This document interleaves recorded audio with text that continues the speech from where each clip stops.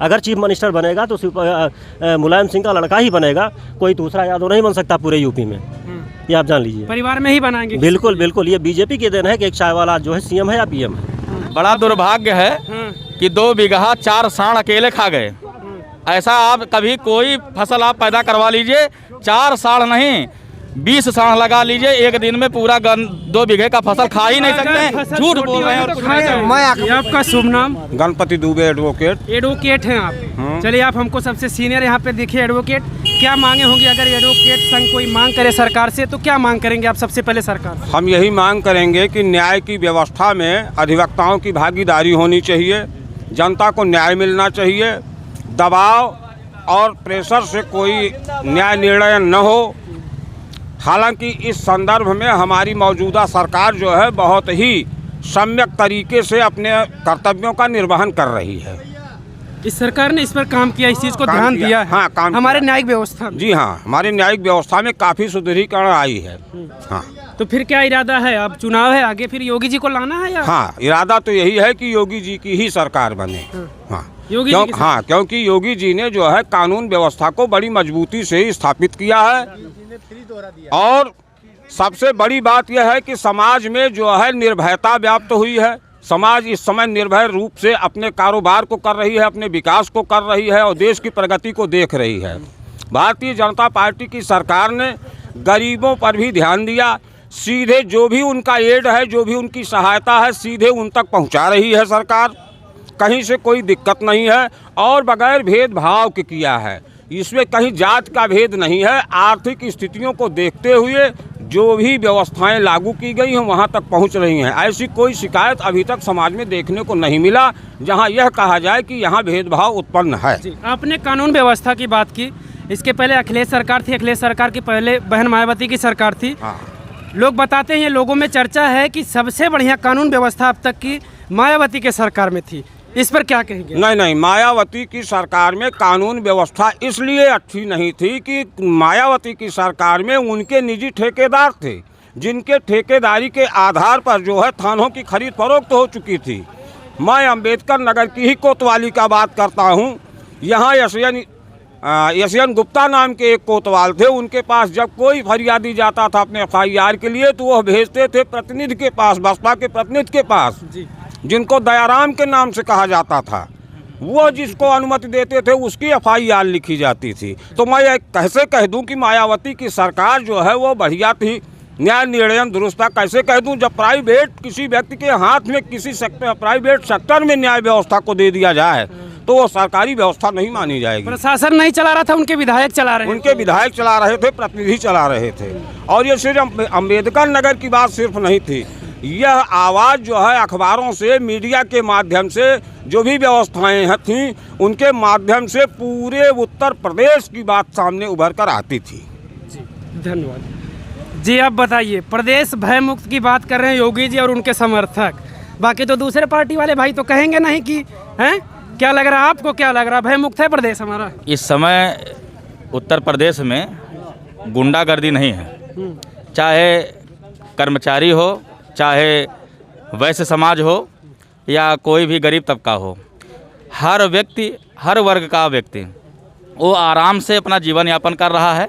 इस कोविड काल में जितना योगी सरकार ने गरीबों का ध्यान रखा है, उनको खाने पीने की पूरी सुविधाएं दी हैं, तो और कोई सरकार ऐसा नहीं कर सकती। चाहे आप किसी भी स्टेट का देख लीजिए, योगी सरकार से बेहतर या इनका कोविड प्रबंधन का जो है वो विदेशों में भी माना गया, इसलिए इनसे बेहतर कोई सरकार नहीं। जी, किसान तो कह रहे हैं कि हमको योगी जी 5 किलो राशन दे रहे हैं, लेकिन हमारा 50 किलो राशन ले रहे हैं, जानवर ये छूटे खा रहे हैं। ऐसा कोई किसान नहीं कह रहा है, ऐसा कोई दलाल कह रहा होगा। किसान ऐसा नहीं कहते। किसानों से हम मिलते हैं, हम जाकर गांव-गांव में मिलते हैं किसानों से। आप किसी जो विपक्षी पार्टी के किसी ये हमको कहाँ से पता है कि आप किसके हैं? छोटे वर्कर से, जो विपक्षी पार्टी के लोकल जो छुटभैया नेता हैं, आप उनसे हो सकता मिले हो, अपने आप को बिल्कुल राकेश टिकैत जैसे किसान बताते हो, बाकी वो किसान नहीं है, वो बीच के दलाल होंगे। राकेश टिकैत का तो 1 बीघा खा जाएंगे, कुछ नहीं फर्क पड़ेगा, वो तो बहुत बड़ा किसान है, उनको क्या दिक्कत है? ऐसा है, छोटे किसानों को दिक्कत है, जिनका 10 बिस्सा है, अगर वो चढ़ जाएगा पूरा, तब बताइए वो कहाँ से साल भर खाएगा? योगी जी का क्या भरोसा, कब तक राशन दे? किसान जो है जानवरों के प्रति बहुत ही वफादार होता है, खुद नहीं खाएगा जानवरों को खिलाएगा। इसलिए अगर जानवर उनके खेत में खाएंगे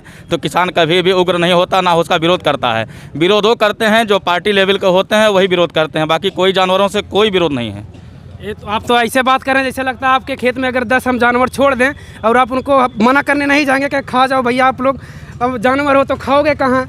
खाते हैं भैया, हम लोग मना नहीं करते हैं। जो उनके भाग्य का है वो खाते हैं, और खाने से उनको ना तो कभी कमी हुई है राशन की, और जितना राशन होता था उससे कम राशन नहीं हुआ है। इसलिए जानवर या कोई भी व्यक्ति जो पैदा हुआ है अपने भाग्य का खाता है। इसलिए कोई ये ना कहे कि मेरे राशन का खा रहा है, इसलिए कोई किसी का राशन नहीं खाता है, वो अपने भाग्य का खाता है। जो ईश्वर ने उसको पैदा किया है तो अपने भाग्य का खाएगा। सुन लो किसानों, ये आवाज़ इनको जो जानवर खा रहे हैं किसानों को ये कह रहे हैं कि वो उनके भाग्य का है, ना कि ये इंसानों के भाग्य का किसान खा रहे हैं। बाकी किसान लोग, आप लोगों को तो पता ही होगा कि आपका नुकसान हो रहा है, ये आपका हिस्सा है या जानवरों का हिस्सा है, जो भी हो आपको पता होगा। बाकी इनकी मानसिकता, इनकी सोच यही है कि जो जिसके भाग्य का है वो खा रहा है। जी आपका बहुत बहुत धन्यवाद।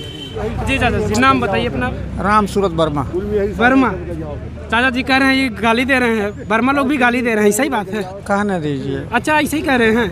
बताइए सरकार ने काम कुछ किया 5 साल जी में? जी जी खोज कर ब्राह्मणों की हत्या किया। हाँ? ब्राह्मणों की हत्या किया। ब्राह्मण नहीं उनको कह सकते, वो तो अपराधी है ना। नहीं, अपराधी थोड़ी नहीं। ना। अपराधी नहीं है। अच्छा आप भी अपराधी हैं दादा? मैं नहीं हूँ, उससे ज्यादा अपराधी है। सब है। खुशी दुबे जो है वो अपराधी थी। वो 3 दिन पहले मायके में, 2 दिन के बाद जो है वो ससुराल में, चौथे दिन जेल में। किसी एक व्यक्ति की आप बात कर रहे हैं, अगर ब्राह्मणों की बात किया तो सबसे ज्यादा ब्राह्मणों की हत्या हुई है, लेकिन वो अपराधी थे नहीं, इसलिए उनकी हत्या अपराधी नहीं थे सब। नहीं, अपराधी तो ट्रायल होना चाहिए, अपराधी बहुत मानना चाहिए था। हाँ? अगर अपराधी तो उनका ट्रायल होना चाहिए था ना। ट्रायल क्यों नहीं किया आपने उसका? ट्रायल क्यों नहीं किया आपने? ट्रायल होना चाहिए था उसका। अपराधी था तो अपराधी करार देता, उसको फांसी लगती। साबित होने तक उनको उसके बाद मारना हाँ चाहिए। बस हाँ, उसको चला तो पूरा खा गया। कहा जाता है अभी जो एक भाई साहब ने कहा है कि उसमें जानवर अपना हिस्सा खा रहे हैं, तो जैसे 1 बीघा हमारे पास खेत है, 1 बीघे में रोज आकर के वो चरता है, तो 1 बीघे में जानवर का कितना हिस्सा है, कितना हमारा हिस्सा? सवाल हमने भाई साहब से पूछा कि अगर किसी किसान का 10 बिस्वा खेत है और पूरा किसान खा जाएगा। प्रशासन से कोई पत्र मिलता है उस काश्तकार को कि इसमें से 1/4 जो है किसान जानवर को खाने दीजिए, बाकी तुम्हारा हिस्सा है, ऐसा? या कोई जो पूरा 1 बीघा पूरा खा गया, तो किसान का हिस्सा कहाँ गया उसमें? ये बताइए कहाँ गया किसान का हिस्सा? किसान का हिस्सा खेत में रहता है, उसके भाग में रहता है, और ऐसे ही जरूरी थोड़े है कि किसान का हिस्सा नहीं। अच्छा बस 2 बीघा 2 बीघे कैमरे में देखिए, थोड़ा इधर देखिए। ठीक है, 2 बीघे के प्लाट में मैंने गन्ना बोया था। ठीक, 4 साढ़ उसको मिल करके पूरा चर गए, एक भी गन्ना नहीं हुई। जोतवा करके उसमें मैंने धान बैठाया। इन भाई के हिसाब से तो फिर जानवरों का रहा होगा। मेरा हिस्सा उसमें कहाँ गया? मेरा हिस्सा कितना था 2 बीघे में? ये आपका हिस्सा नहीं था इसलिए। बड़ा दुर्भाग्य है कि 2 बीघा 4 साढ़ अकेले खा गए। ऐसा आप कभी कोई फसल आप पैदा करवा लीजिए, 4 साढ़ नहीं 20 साढ़ लगा लीजिए, एक दिन में पूरा 2 बीघे का फसल खा ही नहीं सकते। झूठ बोल रहे हैं। मैं अकबरपुर में रहता हूँ, रुकिए सुनिए, मैं अकबरपुर में रहता हूँ। जो काश्तकार हैं वो रात भर वहाँ रखवाली करते हैं, उनके खेत में नहीं खाते। मैं अकबरपुर में रहता हूँ, मैं अपने खेत की बात कर रहा हूँ। मैं अगर नहीं हूँ तो मेरा हिस्सा साढ़ खा जाएंगे, बताइए। किसानों से पूछना हो तो जाकर के यहीं सिझौली सब नवीन मंडी है, वहाँ 2-2 महीने तक टाली खड़ी है, आज तक धान नहीं बिका। अम्बेडकर नगर के लोग अब की बार किसकी सरकार बनाने जा रहे हैं, इसी बात पर हम चर्चा करेंगे लोगों से। सिर्फ यही हमारा एक सवाल होगा, बताइए चाचा किसकी सरकार? बदलाव चाहती है जनता यहाँ की। बदलाव में किसको देख रहे हैं? अखिलेश, मायावती, प्रियंका गांधी? तू कहाँ से आया? बताइए चाचा, बता दीजिए, आप बता के जाइए दादा को लेकर। हाँ, समाजवादी चलिए। अच्छा उनके कहने से कर, ठीक है, दादा को जल्दी पहुंचाइए घर। चाचा आप बताइए किसकी सरकार? हमारा तो अभी वोटे नहीं बना, हम किसको बताएं? अभी तक आप वोटे नहीं करे हैं? नहीं, कट गया, लोगों ने, प्रधान ने कटवा दिया हमारा। जी आप बताओ भाई साहब, किसकी सरकार अब की बार? आपकी भाई बीजेपी की सरकार माना जाता है। भाई इतना लेट सोचने में लगा दिए जी। फिर से योगी जी? सपा। अखिलेश जी की सरकार बनी। आप बताओ। योगी जी भाई सबसे पूछेंगे भैया इधर थोड़ा मुँह करके बोल दीजिए, किसकी सरकार? अरे योगी बन जाए, दिक्कत थोड़ी ना है। अच्छा योगी बन जाए, दिक्कत ना है। योगी बाबा जिंदाबाद। जी आप बताओ। योगी योगी हर हर मोदी घर घर योगी। हाँ तेरी की। चाचा नोटा नोटा बहुत बेहतर। योगी बाबा जिंदाबाद। योगी बाबा आप बताओ। अखिलेश यादव। अखिलेश यादव। चाचा आप बताओ। भाजपा की सरकार बनेगी। आप बताओ। भैया भाजपा की। भाजपा की जी सरकार। जी जी। ठीक है वाह। एक जवाब दीजिए, किसकी सरकार? बस अखिलेश यादव। आप बताओ। कोई पता नहीं कहाँ जाएंगे मुझे। अच्छा अभी पता नहीं कहाँ जाएंगे। है कहाँ जबरदस्ती बुलवाए। समाजवादी समाजवादी। चाचा अब की बार 2022 में बदलाव होगा या योगी जी आएंगे? यही बदलाव होगा। बदलाव में किसको देख रहे हैं? अखिलेश, मायावती, प्रियंका गांधी? समाजवादी पार्टी। समाजवादी। आप बता दीजिए पान वाली भाई साहब। भैया हम तो भाजपा देखा थे और हमें समझ में आया। अखिलेश। अखिलेश 2022 में चुनाव है, किसकी सरकार बनाने जा रहे हैं? भाई हमारे हिसाब से बाबा जी 100%। बाबा जी 100%। 99 नहीं 100%। चाचा कहाँ भाग रहे हैं? अरे 22 में चुनाव आ गया है। हाँ। योगी जी का कैसा काम लगा आपको? योगी जी का काम तो एकदम खराब लगा। खराब लगा? हाँ। तो फिर या इनको लाना है या हटाना है? इनको हटाना है। हटाकर किसको ला रहे हैं? अखिलेश को। अखिलेश को? हाँ। अखिलेश इनसे बेहतर करेंगे? हाँ इनसे बेहतर किए हैं, इनसे बेहतर करेंगे। जब अब हम बात करेंगे आपसे। क्या बात किए थे अगर तो फिर आए काहे नहीं 2017 नहीं में? उसमें जो है नहीं आए, इस पर एक जो है सिर्फ परिवारवाद का एक वो लगाए। एक काम इतने बता दीजिए, 5 साल पूरी हुई है, 5 साल पूरे हुए हैं योगी जी के। इन्होंने नौजवानों के लिए क्या किया, किसानों के लिए क्या किया, या देश के विकास के लिए क्या किया, ये हमका जवाब दीजिए। आप पत्रकार अगर हैं तो इन्होंने क्या दिया, ये हमको जवाब दीजिए। हम बताएं जो हमको नजर नहीं आ रहा है, नहीं जो नहीं हमसे नहीं, लोग नहीं जो आप कहते हैं। लोग क्या कहते हैं, यही कि इस समुदाय के इन बच्चों के साथ लाठी मार दो, ये हमारी नौजवान हैं, इनको लाठी मारे, किसानों को लाठी से करवावे, इनका मंत्री जो है धौंस दे। हाँ, ये सब तो शर्मनाक कार्य है, ये कार्य नहीं है, शर्मनाक कार्य है जी। तो अब बताइए कि क्या फिर ये इससे उम्मीद भी करते हैं, इससे उम्मीद करते हैं, कौन सा उम्मीद करोगे, कौन सा उम्मीद करोगे इनसे कि योगी जी क्या कर रहे हैं? चाचा जी आपने कहा योगी जी की सरकार आएगी। चाचा जी के आप जो बात बोले या कि योगी जी ने कुछ किया नहीं, ऐसे कार्य किए जो शर्मनाक हैं, क्या कहेंगे आप इस पर? देश की स्वतंत्रता के इतने समय बाद जिनके पास शौचालय नहीं थे उनको शौचालय दिया सरकार ने, जिनके पास रहने के लिए छप्पर नहीं दिए उनको कॉलोनी दिया सरकार ने, जिनको खाने की दिक्कत थी उनको बराबर कोरोना काल के बावजूद अनाज दे रहे हैं। और आपको क्या चाहिए?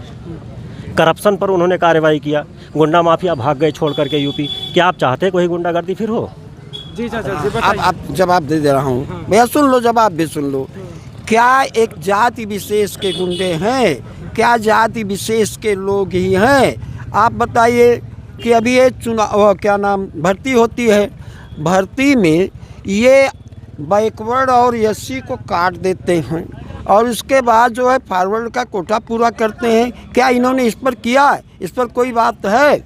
ये बताइए हमको, विकास के मुद्दे पर बोलिए, कितना विकास इन्होंने किया? अगर 102 आया, 100 आया, किसका आया? ये जो सड़कें बनी किसने बनवाया? योगी जी एक नई सड़क का कोई आप दे दीजिए हमको, इन्होंने एक नया क्या दिया, नया मिशन क्या दिया, इतने हमको बताइए आप। कोई एक मिशन बताइए, योगी जी का नया काम बताइए। ये इनका आरोप है कि जो भी पिछली सरकार ने शुरू किया था वही वो पूरा किया, यही कह रहे हैं चाचा जी आपने? अरे भाई इनका क्यों नया यार? काम बताइए। जो बड़े बड़े गुंडा थे जिन्होंने करप्शन का पैसा लूट के रखा था, वो जनता का पैसा सीज करके बांट दे रहे हैं। चाचा सुनिए इनका बात। अरे भाई, जो चाहे मुख्तार अंसारी का पैसा सीज किया हो, चाहे अतीक अहमद का पैसा सीज किया हो, चाहे जितने भी बड़े माफिया थे, भूमाफिया थे, जिन्होंने गरीबों की ज़मीन पर कब्जा कर रखा था, उसको सीज करके अगर उन्होंने सरकारी संपत्ति घोषित कर दिया तो कौन सा बुरा कर दिया? वही अगर आप चाहते हैं, हम कह रहे हैं ठीक है, अगर आप चाहते हैं सपा की सरकार, हिम्मत है कि कोई कह देगा कि सपा की गवर्नमेंट अगर बनेगी तो मुलायम या अखिलेश के अलावा कौन सा सीएम होगा? ये इस तरह से समाजवादी पार्टी के लोग भाग रहे हैं, कैसे सरकार बनेगी चाचा आपकी? हमारी बात सुनिए, हैं? सुनिए, ये बीजेपी की देन है कि एक चाय वाला सीएम है, एक चाय वाला पीएम है। औकात है कि सपा घोषित कर देगी किसी गरीब आदमी को चीफ मिनिस्टर बनाने के लिए? बताइए, अगर चीफ मिनिस्टर बनेगा तो सिर्फ मुलायम सिंह का लड़का ही बनेगा, कोई दूसरा यादव नहीं बन सकता पूरे यूपी में, ये आप जान लीजिए। परिवार में ही बनाएंगे? बिल्कुल बिल्कुल, ये बीजेपी की देन है कि एक चाय वाला जो है सीएम है या पीएम है। जी बोले, किसकी सरकार बना रहे हैं अब की बार? भाजपा की बनेगी। आप बोलो। भाजपा की सरकार बना रहे हैं। जी भाई साहब आप बोलो। बीजेपी इस वक्त मौजूद हैं अम्बेडकर नगर के जिला सत्र न्यायालय के सामने। यहाँ पे हमने काफ़ी लोगों से बातचीत की और ये जानने समझने का प्रयास किया कि आखिर इस योगी सरकार ने, मौजूदा सरकार जो है योगी जी की, ये कहाँ तक अपने प्रदेश के लोगों को कहाँ तक सुख दिया या दुख दिया, जो भी दिया ये लोगों ने खुद बताया अपने मुंह से कि आखिर इस सरकार ने क्या किया। और लोग चाहते कि अब की बार 22 में चुनाव आ गया है प्रदेश में, क्या लोगों का इरादा है? दोस्तों हमारा वीडियो देखकर आप कमेंट में ज़रूर आ दें और हमारे चैनल पे नए हों तो हमारे चैनल को सब्सक्राइब कर लें। धन्यवाद।